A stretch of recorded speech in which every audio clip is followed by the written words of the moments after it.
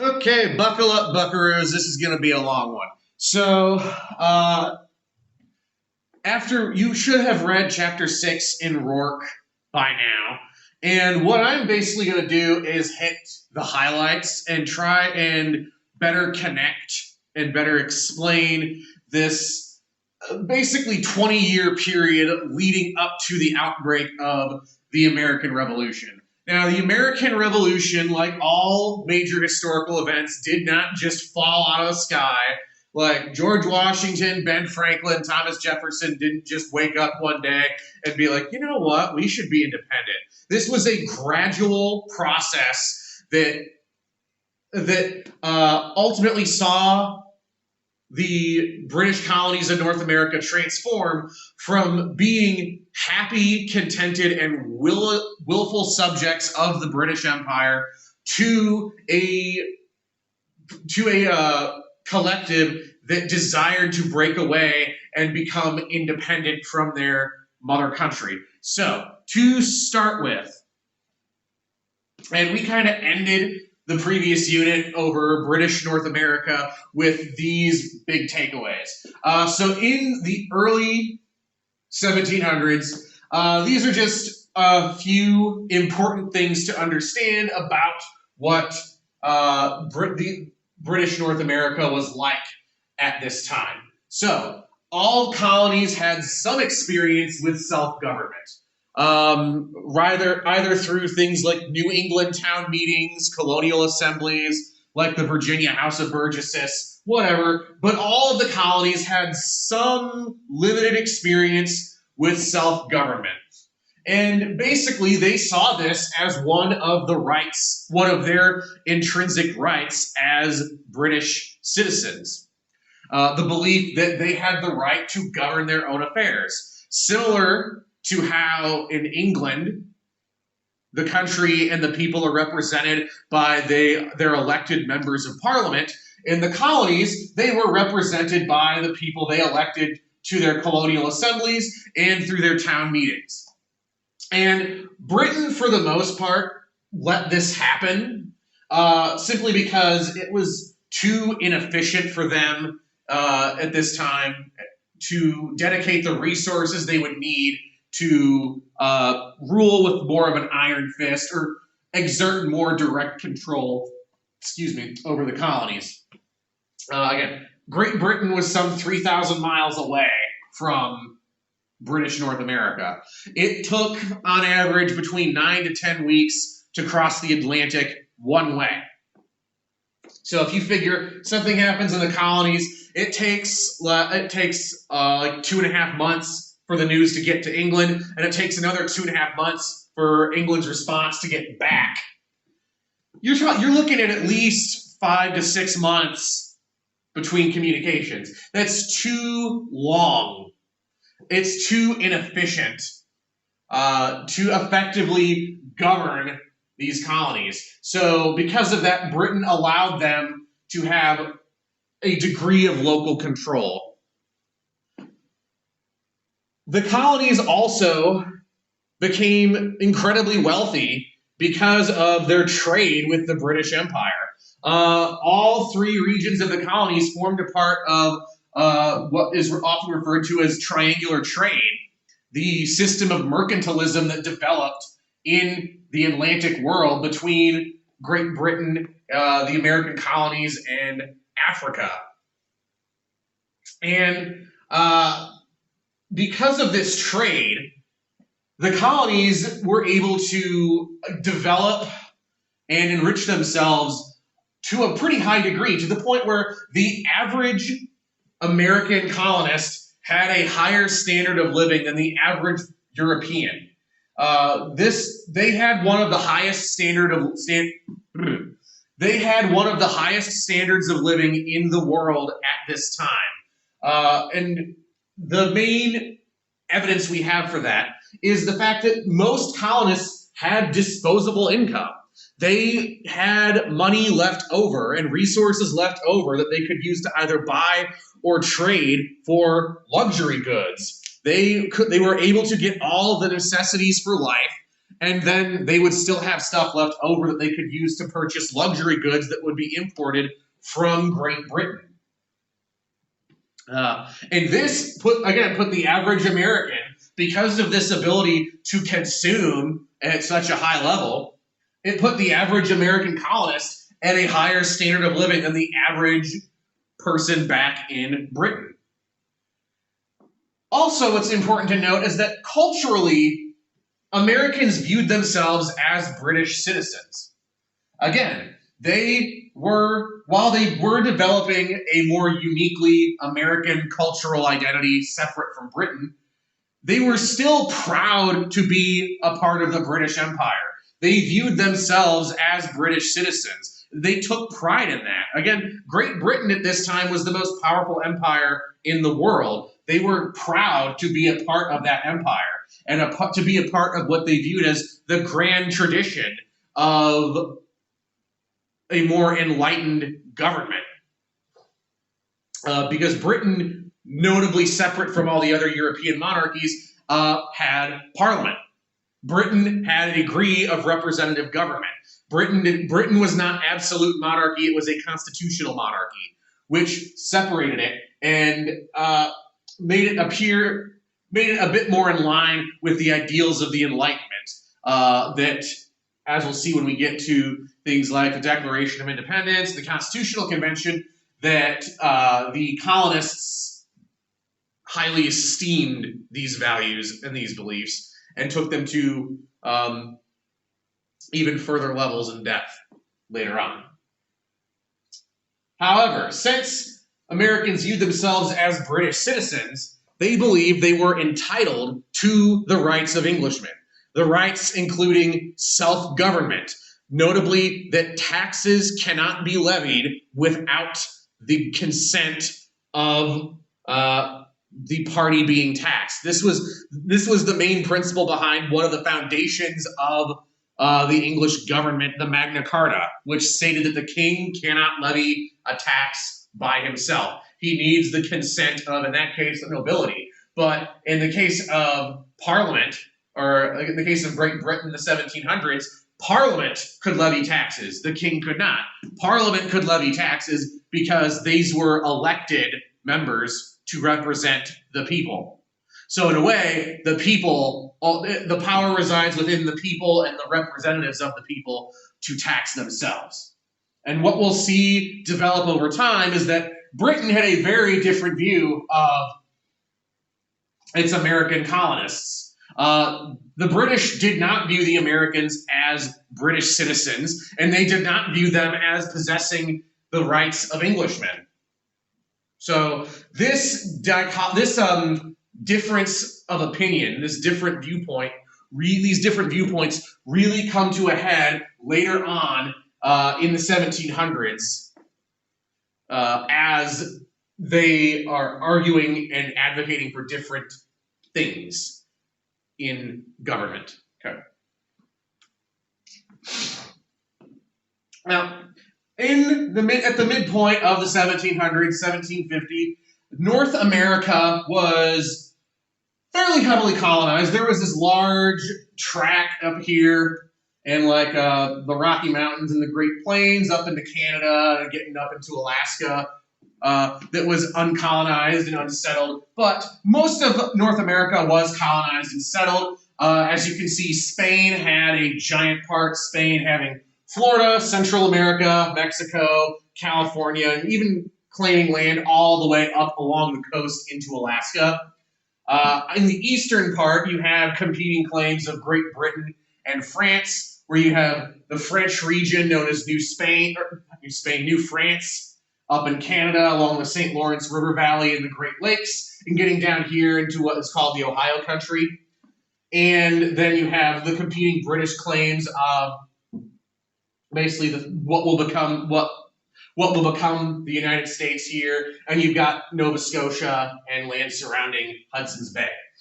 Crucially, these three powers had very different policies and ideas about colonization and what their goals were. So Spain began colonizing first, and Spain's empire was particularly up in its North American parts, like in the Southwest and up into California, was really focused more on missionary work and just protecting trade routes. There was not a whole lot of actual Spanish settlement up in these parts. Again, most of the Spaniards who lived here were missionaries attempting to convert the Native Americans to Catholicism.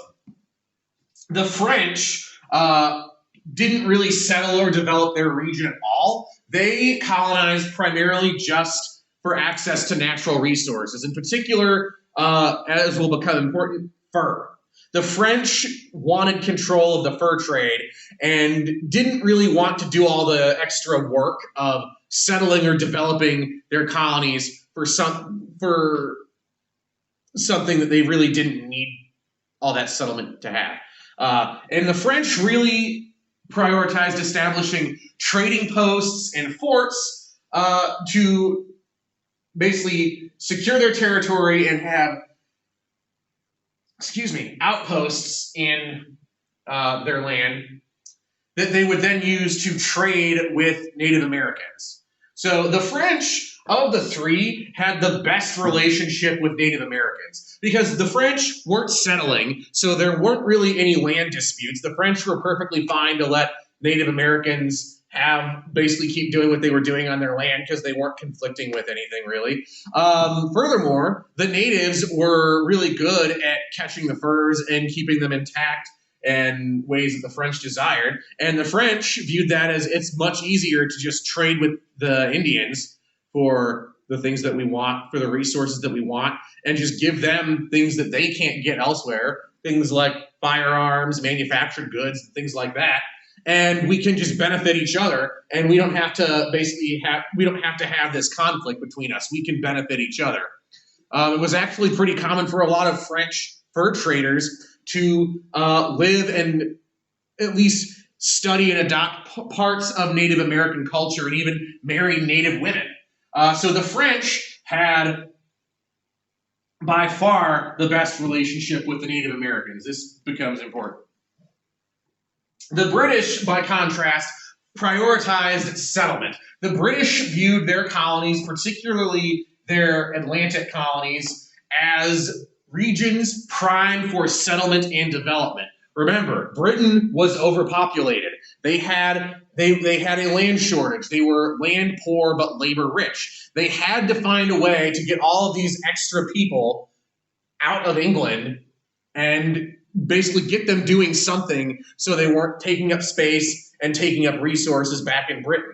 So that's why you saw this emphasis on development and settlement in in Britain's colonies that you really don't see with Spain or France. So because of this, the British colonies have a pretty high population compared to the other two.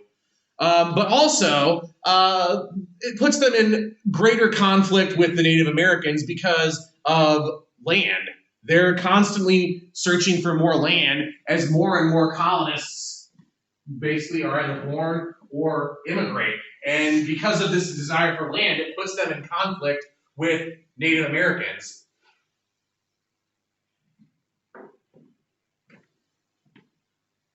And this really sets the stage for what is known as the 7 Years' War, or in the U.S. as the French and Indian War. So we've gone over the three European powers in North America: Great Britain, France, and Spain. And this region right here, the Ohio country, is one of the most valuable parts on the continent because of the fur trade. And because of this high value from the fur trade, as well as the fact that it's kind of right on the border between French and British territory, Britain and France were each claiming the Ohio country, and they were arguing over who technically had a right to it. Now, the area was mostly unsettled. As I'd said, the French didn't settle a whole lot. Again, they mostly focused their efforts on making partnerships and alliances with Native Americans to trade with Native Americans as trading partners, and the French basically ruled and protected their territory through forts and trading posts in the region. The British viewed this as not necessarily a weak point, but something to test, and basically to try and see how, if the British start pushing into French territory, are the French really going to hit back? And this is where we get the Fort Necessity debacle, with George Washington accidentally starting an 18th century World War. So the British government in Virginia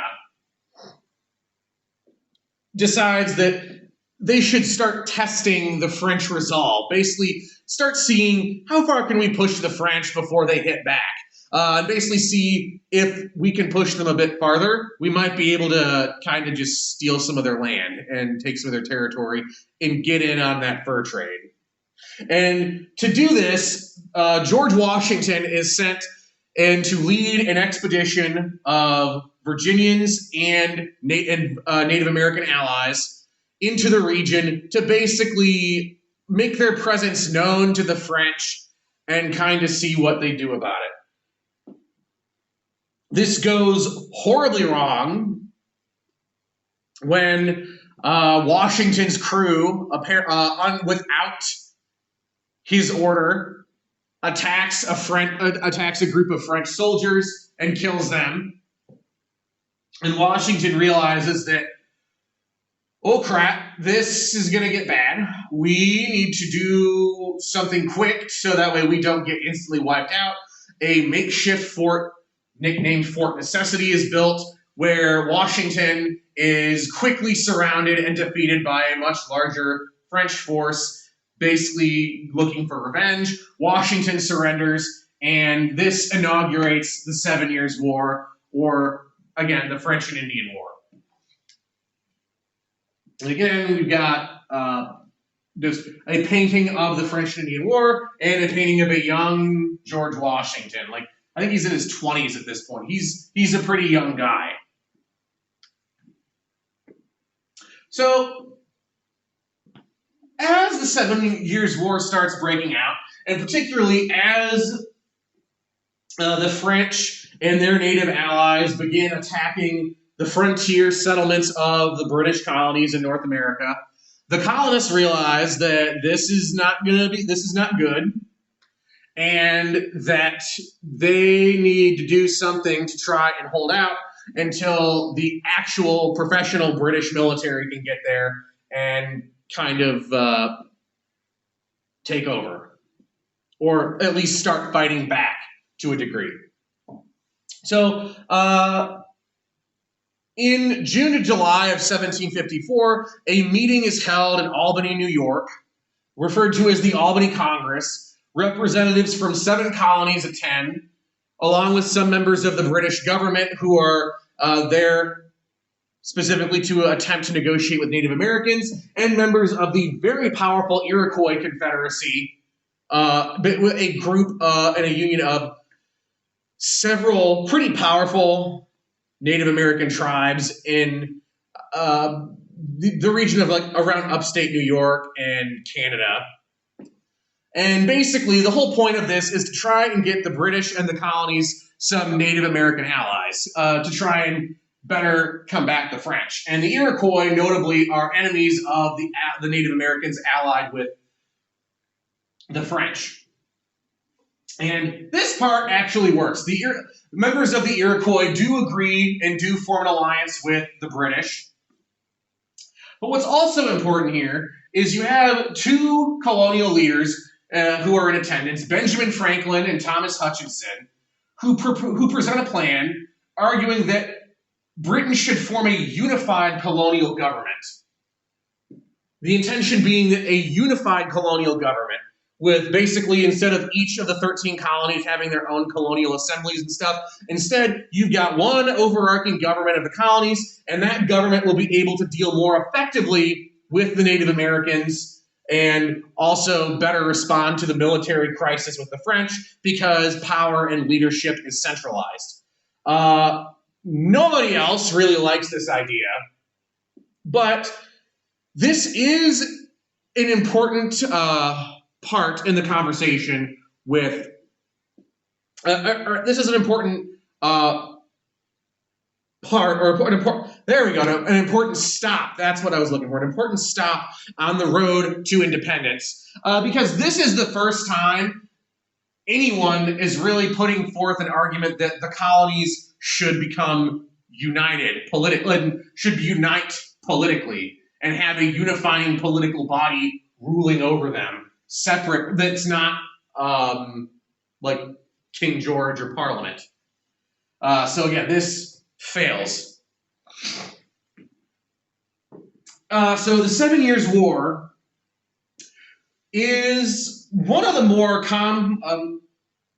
controversial, one of the more consequential wars in European history at this time. Again, this is pretty much an 18th century world war. It's fought in North America, in Europe, in the Caribbean, in Asia. It's fought all over between these major colonial powers.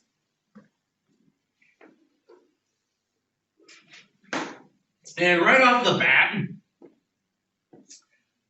there's an interesting dynamic at play, where France is recognized as having the best land military, but Britain is recognized as having the best navy. So this is the dynamic that's really kind of going on, where you have Britain, by and large, dominating, or if not dominating, at least winning a majority of the battles and skirmishes that take place at sea, while France is kicking all kinds of butt on the European continent, where their main army is based.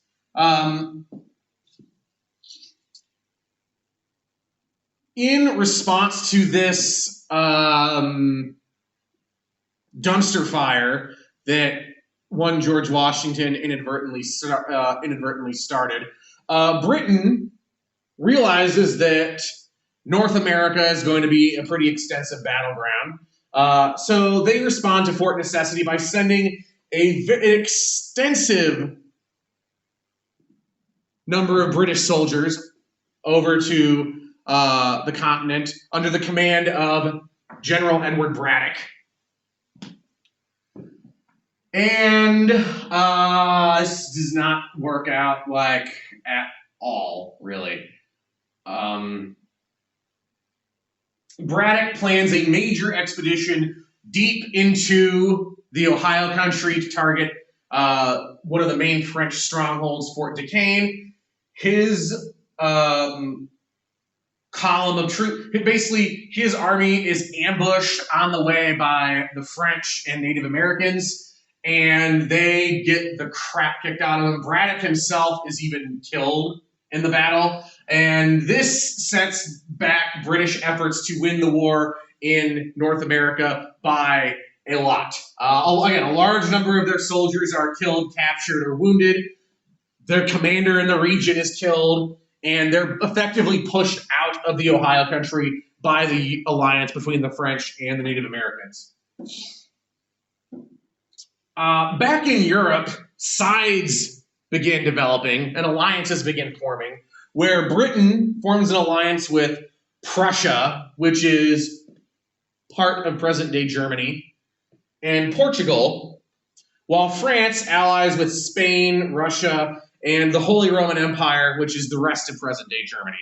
And basically, the strategy that develops is Britain is really going to focus on the colonies, not just in North America, but also in Asia and the Caribbean as well, because as the leading naval power, Britain was in a better position to transport resources and men to these regions and deal with things over there. Britain was also in a better position to target French shipping and disrupt shipping between France and its colonies. And Prussia, meanwhile, would handle things on the European continent. When we say handle, basically try and fight off France, Spain, Russia, and the Holy Roman Empire at the same time and not get wiped out. And surprisingly, Prussia does that under the leadership of their a king or a duke. I'm not actually sure what his title was, but under the leadership of Frederick the Great, called the Great because he successfully defended Prussia during the 7 Years' War from pretty much the rest of Europe all at once. Anyway, painting of the Fort Duquesne debacle, which again just turned into utter chaos as the British army was ambushed en route. The 7 Years' War starts to turn into Britain's favor in 1757 when William Pitt becomes the British Prime Minister. Pitt recognizes that Britain has greater wealth and resources than France, and realizes that because of this, it gives them an advantage. Britain can outspend France, and Britain can better protect its shipping and by consequently protect its access to resources than France. And Pitt decides to take full advantage of this to marshal the full might of the British Empire to defeat the French. And just major things in North America. 1758 is really when Britain starts to make major ground in North America when they conquer the fortress Louisbourg and they conquer Fort Duquesne. The year after, they take the city of Quebec. The year after, they take the city of Montreal. By taking Montreal, Britain effectively wins the 7 Years' War, or Britain wins the war in North America, and the portion of the war that's known as the French and Indian War ends. There are still 3 more years of warfare that happen in Europe and in European colonies elsewhere in the world, and that comes to an end in 1763 with the Treaty of Paris that officially ends the war.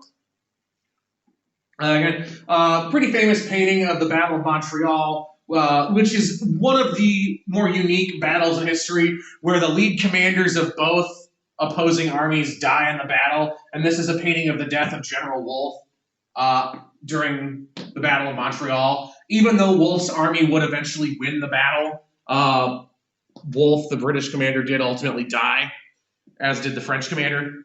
So, anyway, there are a number of really, really important and consequential effects of the 7 Years' War on Britain's North American colonies. And the 7 Years' War forever changes the relationship between Britain and the colonies. So, one, Britain gets a lot of new territory from France. Notably, they get Canada, the region known as New France. They get the Ohio country, and they get India, which India would eventually become the crown jewel of the British Empire. It would become the wealthiest or the most profitable colony Britain would have. And they would hold on to that sucker tooth and nail. Spain gets the Louisiana territory from France. And basically, as a result of these two things, France loses all its territory in North America. So France is kind of done. However, this was not an easy thing to secure. Britain, even though it won the war, the strategy Pitt put forth required marshaling the full wealth and resources of the British Empire.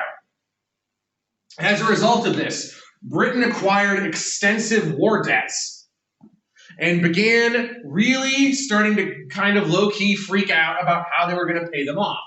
And they start to turn their attention to their North American colonies as a solution to this problem. And in particular, they start to crack down on smuggling going on in the colonies. Colonial smuggling had always occurred. The Navigation Act passed in the mid-1600s by Britain. In theory, they prevented or discouraged the colonies from trading with anyone other than the British. In reality, the colonists frequently subverted and just disregarded the Navigation Acts and the restrictions Britain put on trade because, one, it was cheaper to trade with people who weren't the British, and two, Britain was too far away and didn't have the resources, notably the men and the officials stationed in North America, to effectively police that. So that because of those factors, smuggling was pretty common. However, after the 7 Years' War, Britain really begins to view smuggling as a problem and as a loss of major revenue for them. Furthermore, the colonists start to lose respect for the British military, and they also start seeing British rule as more authoritarian. So the 7 Years' War ends the period of what's referred to as salutary neglect, where the British were no longer kind of ignoring the colonies and letting them just do their own thing. Britain now took a much more active role and paid more attention to its American colonies for a couple of reasons. One, its main European rival had just been defeated, and they didn't really have to focus the same attention they had they didn't really have to pay as much attention to France anymore because France had been humiliated. Second, Britain, because of the 7 Years' War, had already sent over a lot of officials and troops and resources to the New World, so it was easier for them to effectively police and govern their American colonies.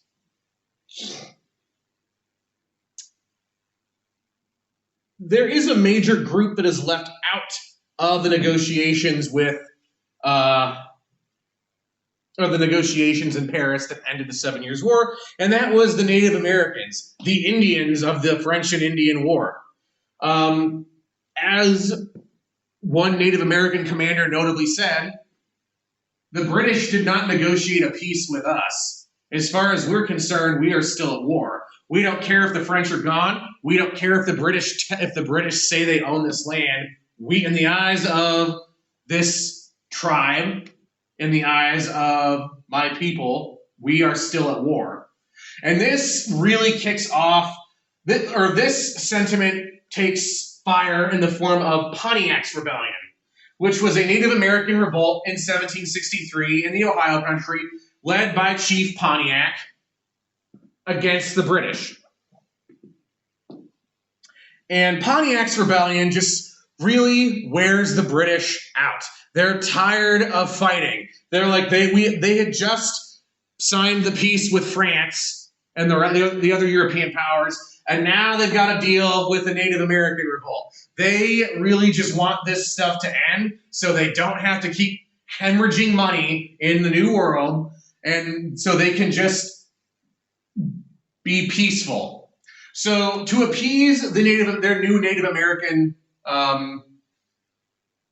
subjects, or their new Native American inhabitants on this newly won territory, Parliament issues the Proclamation of 1763, which, while it does kind of appease the Native Americans, royally ticks off the colonists. So the Proclamation of 1763, in this, Britain forbade colonial settlement and expansion west of the Appalachian Mountains. So basically, the colonists were all really excited to get all this new land in the form of the Ohio Country and New France. Again, because of all these new people coming over, new land was always sought after. And this was a lot of very desirable land that the colonists were predicting could be gotten for very cheap and would ultimately provide a lot of opportunity to the colonies. With the Proclamation of 1763, Britain basically shut the door on the colonists, saying, no, you're not going over here. The colonists viewed this as essentially an insult.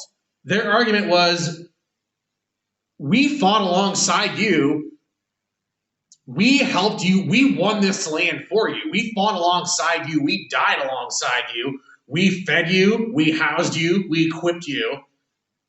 And now you're saying you don't get to enjoy the rewards that you rightfully earn. You don't get to reap the fruits of the labor where a lot of you died for. So this really, the 7 Years' War, and notably the effects of the 7 Years' War, really start to sour the relationship between Britain and its colonies. And this is just a post map of the 7 Years' War. So as you can see, France is just gone. All this French territory over here, this is now British. Spain gets Louisiana. And again, France is just gone. And that's actually an important thing to be aware of. Because the colonists now no longer really need the protection of the British military. The major threats are gone. The French are gone. The Spanish have been pushed west, away from their border. The Native Americans have been weakened. It's almost like, why do we need to be, what do we need the British for?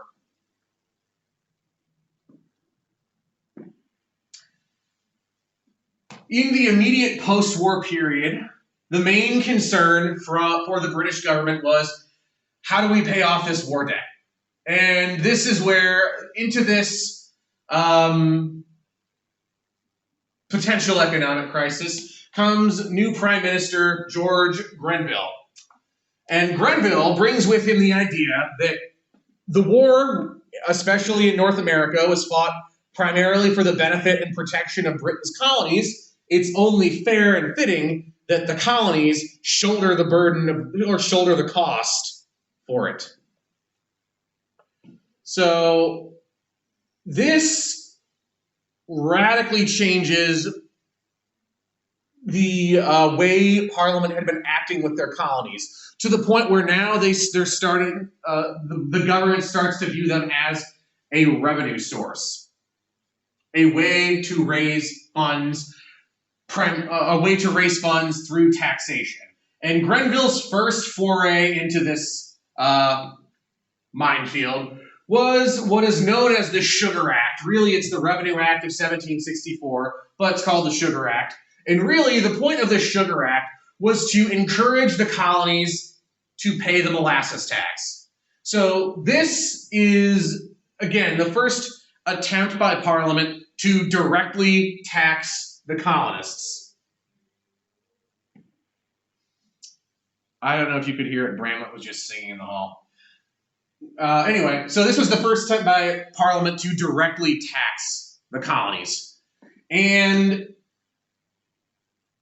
going along with this, the Sugar Act toughens punishments for smuggling. As I just mentioned, smuggling came to be viewed as a major problem, and Britain decides to crack down on it by making the punishments harsher. Notably, if potential smugglers would no longer be tried in the colonies in civilian courts, instead, they're going to be shipped up to Nova Scotia and tried by a vice admiralty court, which would basically be the equivalent of putting someone up in a military court-martial.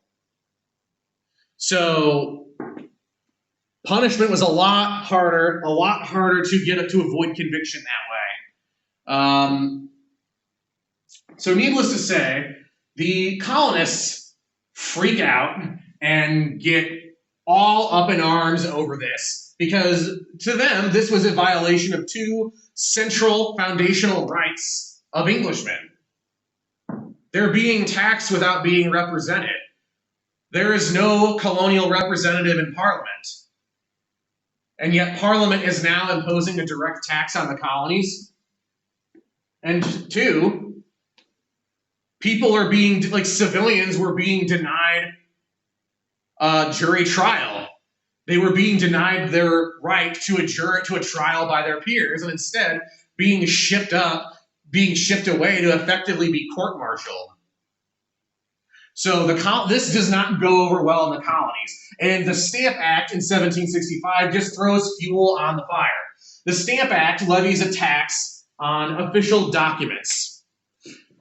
So any paper that would be used for an official type of document. So this would be things like legal papers, licenses, newspapers, even playing cards, or like cargo manifests for ships. All of these were declared official papers, and as a result, they would require an official stamp to demonstrate that the tax had been paid.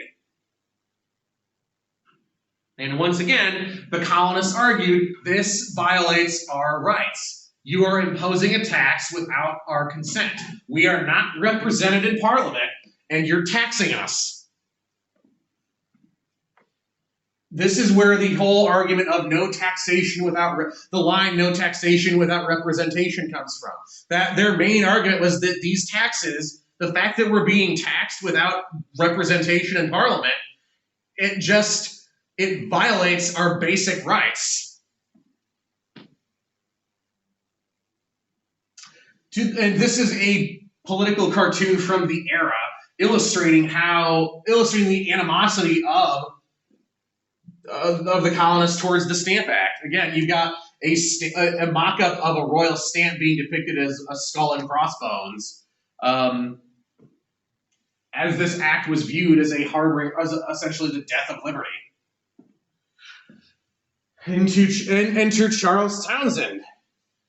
He serves as the Chancellor of the Exchequer in Britain from 1766 to 1767, where he's essentially their Secretary of the Treasury. And Townshend imposes a number of new taxes, referred to as the Townshend duties. And Townshend levies taxes on tea, glass, lead, paper, even paint. All of these new goods now had what is essentially a sales tax or an excise tax placed upon them.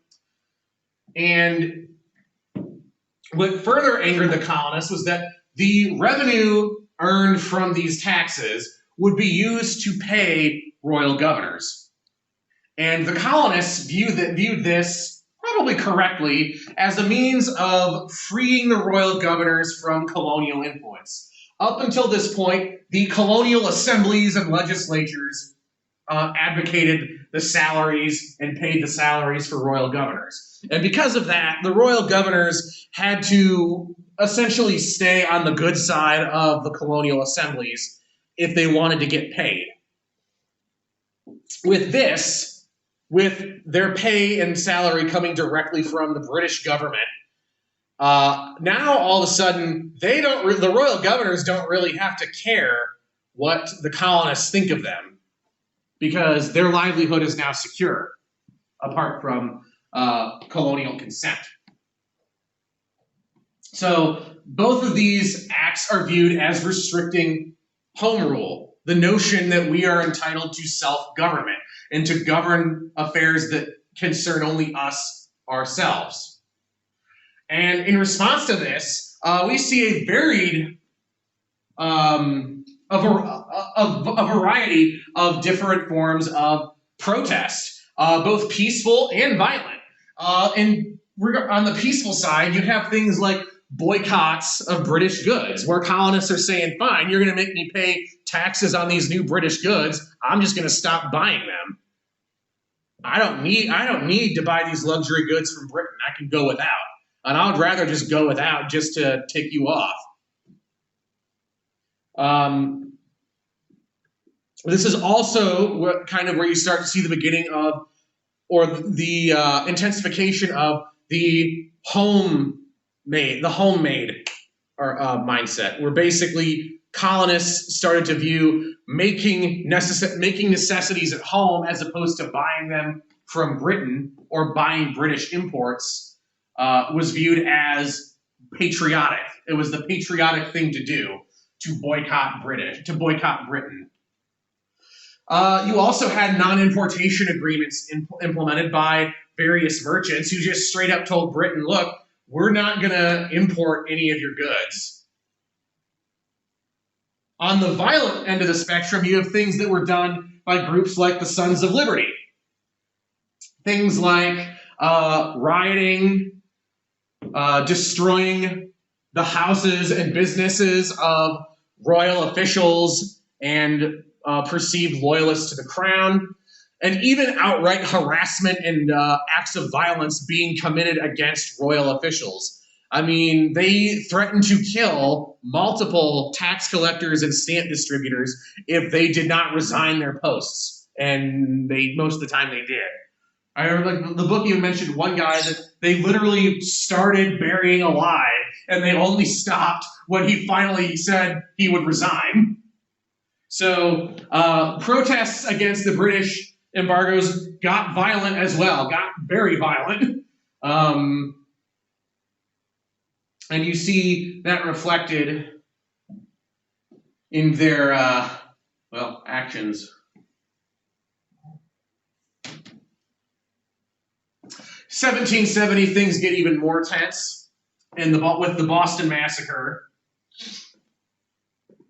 In response to these attacks against royal officials and British loyalists, a number of British soldiers are sent into Boston, which was the hotbed of all this anti-British sentiment. And I really don't know why. I want to learn why. But these British soldiers are sent into Boston to basically calm the place down and restore law and order. This does not really work because the presence of British colonists in Boston, all it did was make the Bostonians a lot angrier. And the British soldiers, these redcoats, or as they were derogatively referred to, lobsterbacks, because of their red uniforms, were frequently harassed and targeted. And frequently, they responded. This dynamic, this tension between British troops and Boston citizens comes to a head on March 5th, 1770, when British soldiers who were guarding the customs house in Boston fire upon a crowd of protesters. Around 10 are shot and injured, and at least 5 are killed. I have to double check the number, but at least 5 are killed by British soldiers firing on a crowd of protesters. And we're going to actually spend some time looking at different accounts of the Boston Massacre, because depending on whose account you read, there are very different ways how this went down. If you look at the colonists argue, we were peaceful, we weren't doing anything violent, and they just fired on us. Whereas from the British perspective, they were getting violent. They were threatening us. They were daring us to fire. And by then, basically, we panicked.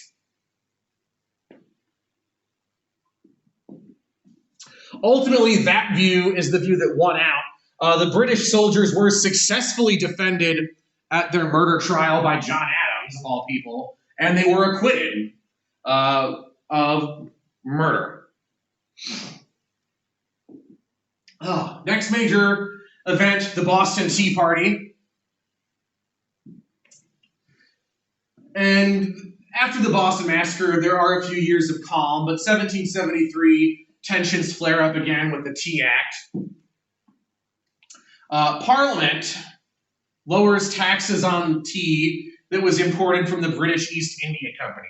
Parliament really viewed this as a way to try and help out the East India Company, which was struggling financially, even though it was essentially a government-sponsored monopoly. The colonists viewed this as a sneaky attempt by Parliament to try and get them to accept the legitimacy of the tax on tea. Basically, their argument was they're making it cheaper, and they're trying to trick us into buying the cheap tea, and then turn around and be like, you bought the cheap tea, clearly you accept our power to tax you. And more than likely, Parliament did not view it like that. Parliament was just trying to help out their buddy. But regardless of intention, on December 16th, 1773, about 100 to 150 men disguised as Mohawk Indians sneak on board 3 British ships anchored in Boston Harbor and destroy 90,000 pounds of tea by dumping it into the harbor as a crowd watches.